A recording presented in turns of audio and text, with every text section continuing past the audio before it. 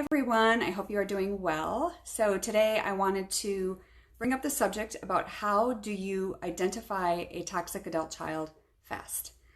So definitely want to touch on this, want to touch on how do you identify it, and then if you think that that's what you're dealing with, then how do you fix it? So for those of you that are new here, my name is Sally Harris, and I really enjoy helping moms who have defiant adult children. So these moms are really struggling with their defiant adult children who are causing a lot of pain in their life. And I help the mom create a plan using techniques and strategies to provide peace and hope.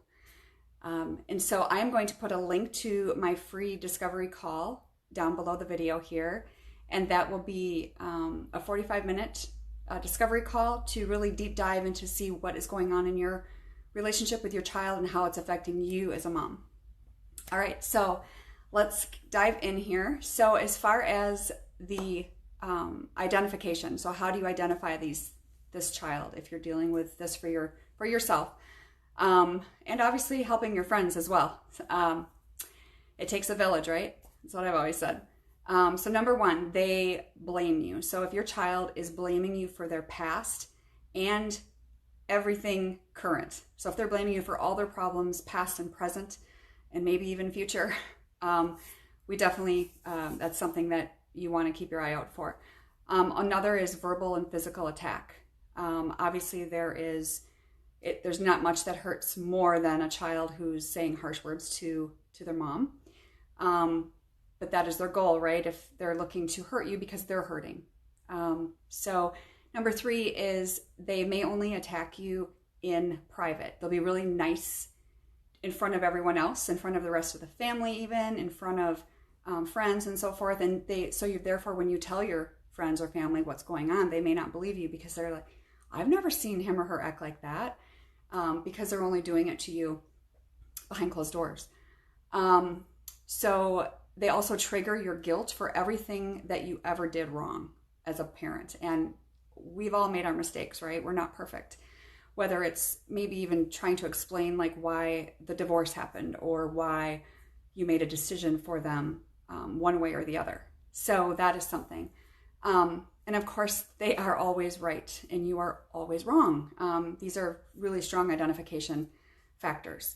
And two of them that are a little bit, that not every single person is going to experience is if you have grandchildren, and let's say your toxic child will not let you see your grandchildren because, unless you give them what they want to control you in that aspect, and they know that you want nothing more than to see that grandchild.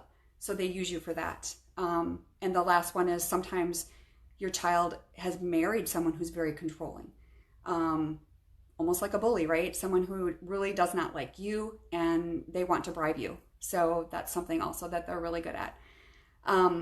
So basically, I think when you identify these things, you realize like you will never be able to do enough to appease them. They're basically beating you into submission emotionally, and it creates a toxic environment. They may be toxic, but it's creating complete chaos for you as a mom. So you may think to yourself, like, if I just give them what they want, this will stop. But you and I both know that that's just extending the problem even longer. So again, you're never going to do anything to stop their begging and their bribery and their appeasement, besides doing one thing, and that's what I want to share with you. And so what do you do to fix it? I feel like a broken record because almost every answer to so many of the questions that moms ask me are boundaries. And that's my answer, because if you're not defending your personal space by creating boundaries, a lot of people don't like that word, but that's exactly what it is. You have boundaries in your marriage, you have boundaries in your relationships with your other kids, and every boundary can look different. So defending that personal space, and it's hard when that person is your child, right? Because that's not the ideal, right? Because we can't control others' behavior, and that's really the bottom line. We can only control what we do. So we can control that space. We can't control how they're going to respond. And frankly, at that point, it is not your problem or your fault how they respond, okay? Because really what you allow into your life, we have to deal with. we can complain how miserable our lives are, but then we need to look at, why is my anxiety through the roof? Why am I so miserable? Why do I hate my life? Why am I drinking too much? Why am I eating too much? Because the anxiety, because we're allowing this stuff to happen. Again, we're talking about adult children. We're not talking about teenagers here. It's a whole different story.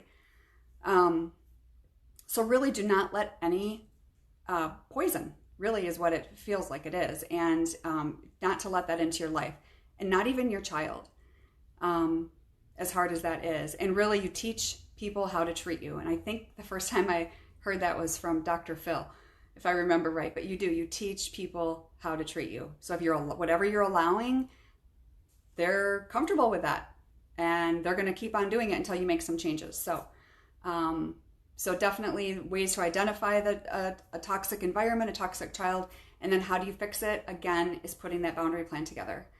So I hope that helps, and let me know if you have any questions. And also, again, I'll put the link to the discovery call below.